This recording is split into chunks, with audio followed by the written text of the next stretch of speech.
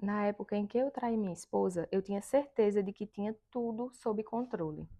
Meu nome é André, tenho 36 anos e sempre me achei inteligente demais para ser pego. Eu tinha uma boa casa, um casamento de 8 anos, uma mulher que sempre esteve ao meu lado e uma vida que de fora parecia estável. Mas eu caí no erro de confundir rotina com monotonia, conforto com direito e a atenção de outra mulher com validação. Tudo começou de uma forma bem ridícula. Uma conversa no trabalho, uma risada fora de hora, uma mensagem respondida tarde da noite. Eu sabia que estava passando do limite, mas continuei. Porque naquela fase eu me sentia invencível, achava que podia brincar com fogo sem me queimar. A mulher com quem eu me envolvi era o total oposto da minha esposa. Mais leve, mais impulsiva, mais fácil. Não precisava de profundidade, não cobrava futuro, não me conhecia de verdade. E é exatamente por isso que eu fui idiota o suficiente para achar aquilo tudo excitante. Enquanto isso, minha esposa, que vamos chamar de Samara, estava em casa cuidando de tudo. Ela sempre foi organizada, firme e presente. Era ela quem segurava a casa quando eu chegava cansado, irritado, distraído. Era ela quem lembrava dos compromissos, das contas, da comida favorita da minha filha, do remédio da minha mãe quando ela vinha passar o final de semana. E eu, em vez de valorizar isso, comecei a tratá-la como parte da paisagem. O pior é que eu percebia, só escolhi ignorar. Teve uma noite que ela me olhou e perguntou se estava tudo bem. Eu disse que sim, sem nem olhar para ela.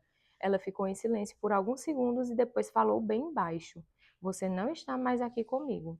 Eu ri de nervoso e mudei de assunto.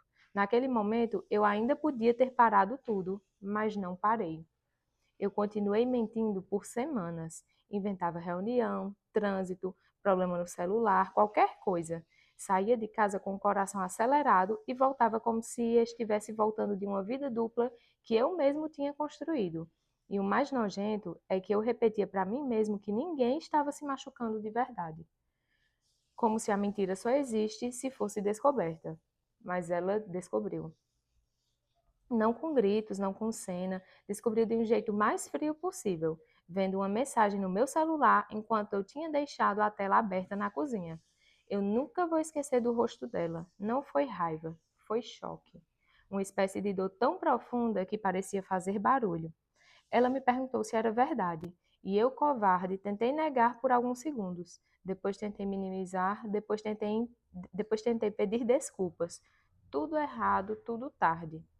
A primeira coisa que ela fez foi ir para o quarto e fechar a porta. A segunda foi me dizer no dia seguinte que queria distância. A terceira foi me olhar com uma decepção que eu nunca tinha visto, nem quando fazia algo muito pior. Eu perdi a mulher que mais confiava em mim, sem nem perceber que estava cavando isso. Nos dias seguintes, a casa virou um vazio insuportável. Minha filha me olhava diferente, como se sentisse que algo tinha quebrado, mas sem entender direito o que era. Samara falava comigo apenas o necessário. Tudo que antes era rotina virou gelo. O almoço ficou sem conversa, a sala ficou sem leveza, o casamento ficou sem chão. A culpa veio como um soco atrasado, e eu comecei a lembrar de tudo que ela fazia por mim, às vezes em que me esperou acordada, às vezes em que me defendeu para a família, às vezes em que abriu mão das coisas pequenas e grandes para manter a gente de pé. E eu tinha trocado tudo isso por um impulso miserável. Tentei consertar, pedi terapia, pedi perdão, prometi mudança. Mas existem erros que não se apagam com um discurso bonito. Quando a confiança quebra, ela não volta inteira. E eu tive que aprender isso da forma mais humilhante possível. Ela não me expulsou de imediato, mas nunca mais foi a mesma comigo. E talvez ela estivesse certa, porque eu já não merecia o mesmo lugar. A mulher que me amava tinha morrido dentro dela no dia em que ela descobriu a verdade. Hoje, olhando para trás, eu entendo que a traição não destrói só o outro, ela destrói também a imagem que você tinha de si mesmo. Eu me tornei o homem que eu jurava nunca ser. E carregar isso é uma pena que não passa. Se existe alguma coisa que eu pudesse dizer para alguém que está perto de cometer o mesmo erro, seria isso. A emoção de um momento não vale o estrago de uma vida inteira. Porque depois que você perde quem realmente te amava, o arrependimento não traz de volta nada. Só deixa claro o tamanho da burrice que você cometeu. Eu aprendi tarde demais que fidelidade não é só sobre não ser pego, é sobre respeito, e eu falhei com a pessoa que mais merecia.